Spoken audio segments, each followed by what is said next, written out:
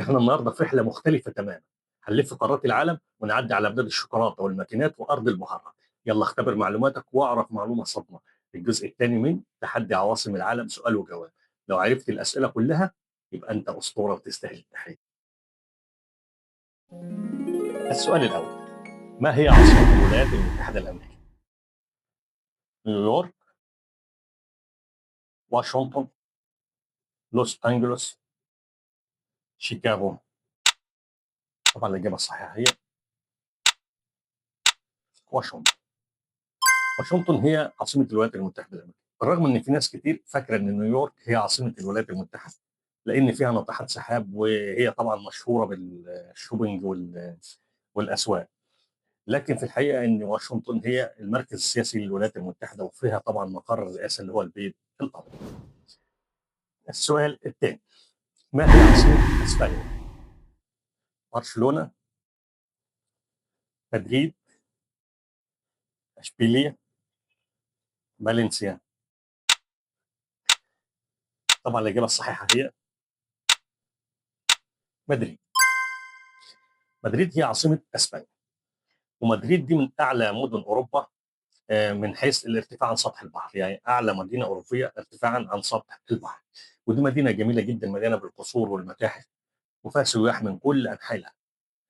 وطبعًا ما ننساش إن مدريد دي المعقل الرئيسي للنادي الملكي ريال مدريد، يعني نجم العالم في البطولات كلها هو أكتر نادي في العالم خد بطولات. السؤال التالي: ما هي عاصمة سويسرا؟ جنيف، زيورخ، بيرن، لوزان؟ طبعًا الإجابة الصحيحة هي بيرن.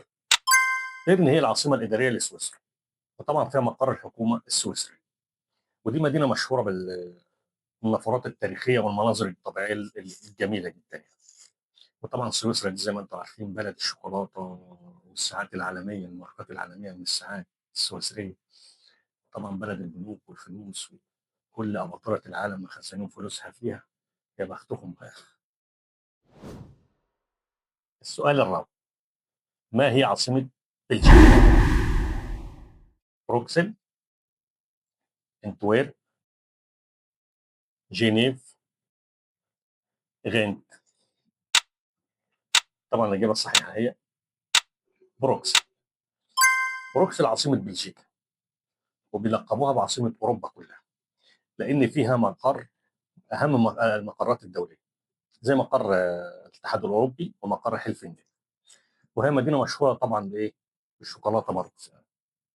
يعني حضرتك لو رُحت بروكسل هتلاقي مدينة الرايقين، تاكل شوكولاتة وتتفرج على السياسيين بس، ما فيش أي حاجة تانية، ما فيهاش مشاكل. السؤال الخامس: ما هي عاصمة الهند؟ مومباي، كالاكاتا، نيو دلهي، مدراس؟ طبعًا عاصمة الهند هي نيو دلهي.